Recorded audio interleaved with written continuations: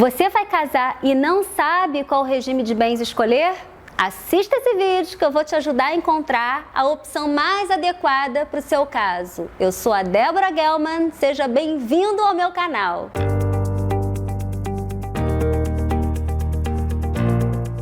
Eu tenho sido muito procurada por noivos e até pais de noivos para ajudar a escolher qual será o melhor regime de bens do casamento deles. Para o casal escolher qualquer regime diferente da comunhão parcial, tem que ser feito um pacto antinupcial. Agora eu vou falar quais são os regimes de bens previstos na lei brasileira e em quais situações eu aplicaria cada um deles. Comunhão parcial, que é o previsto em lei, separação total convencional, tem a separação total obrigatória, que aí nesse caso a lei determina quais são os casos, tem a participação final nos aquestos, comunhão universal de bens e tem o regime misto, que você pode fazer um mix de todos eles. Agora eu vou explicar cada um desses regimes de bens. Vamos começar com o regime legal, que é o da comunhão parcial de bens. Se o casal ele não fez um pacto antinupcial, esse vai ser o regime de bens aplicado. Vou resumir. Os bens adquiridos antes do casamento, que são os particulares, eles não vão se comunicar em caso de um término. E os bens adquiridos após a união, sim, esses sim vão se comunicar, com exceção dos bens que foram doados e herdados. No caso de morte, o viúvo ou a viúva, ele vai herdar os bens particulares e ele tem direito à metade dos bens comuns, que é o chamado meeiro. No meu ponto de vista, esse regime de bens é muito interessante nos casos em que um dos cônjuges ele trabalha e o outro ele vai se dedicar mais à família. Agora eu vou falar sobre o regime da comunhão universal de bens. E ele funciona da seguinte forma: tudo que foi adquirido antes do casamento e durante o casamento, ele vai compor o patrimônio comum do casal. Então, em caso de divórcio, em caso de separação, fica metade para um e metade para o outro. Lembrando sempre que o viúvo, ele vai ser meeiro, ou seja, ele vai herdar metade de todos os bens. Eu digo que esse regime é muito raro, não é um regime muito comum, mas ele seria ideal para aquele casal que os dois não têm nada, não possuem nenhum bem e eles vivem aquele lindo sonho de construir tudo juntos. Tudo que é meu é seu. E o regime da separação convencional de bens significa que nenhum bem adquirido antes ou durante a união vai se comunicar para o outro, não havendo, portanto, que se falar em partilha.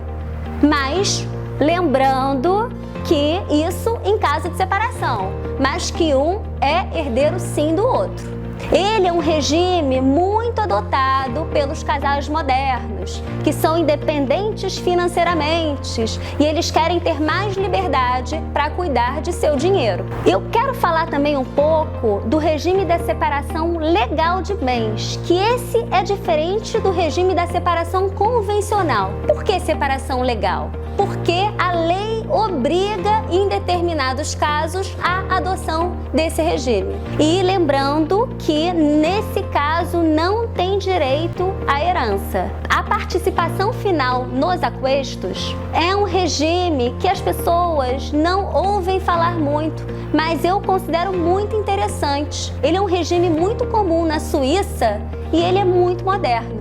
Ele funciona da seguinte maneira: durante o casamento, prevalece o regime da separação total de bens. Ou seja, os bens não se comunicam. Um pode vender um imóvel sem autorização do outro, a dívida de um não vai se comunicar com o patrimônio do outro, mas em caso de separação, aí sim vai prevalecer o regime da comunhão parcial de bens, ou seja, os bens adquiridos depois dessa união vão ser partilhados igualmente entre o casal. Eu considero esse regime muito interessante para casos em que um dos dois exerce uma profissão de risco.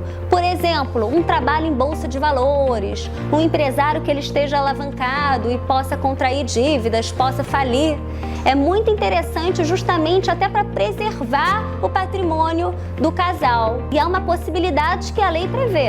Então, isso não é uma fraude. Obviamente que não pode beneficiar o outro. Obviamente que isso é justamente para poder dar mais liberdade para o casal e segurança mesmo para os bens. E finalmente, temos o regime misto, que é uma novidade trazida pelo Código Civil de 2002, que você pode fazer um mix de todos os regimes e o casal pode criar o seu próprio regime. É muito interessante. Por exemplo, tem casos de que para os bens imóveis pode prevalecer o regime da comunhão parcial e para os investimentos em dinheiro pode prevalecer o da separação total. Seria o chamado modelo personalizado, de acordo com a situação. Eu acabei de fazer uma breve explicação dos regimes, mas eu sempre recomendo, em caso de dúvidas, procurar um advogado de família e especialista. Eu só digo uma coisa: a vida é cheia de surpresas, então é muito importante o casal conversar antes do casamento e decidir qual que vai ser o melhor regime de bens. Faz parte do planejamento de vida do casal essa conversa. E a melhor decisão tomada é aquela com base no conhecimento. Afinal, já escolheu seu regime de bens? Gostou desse vídeo?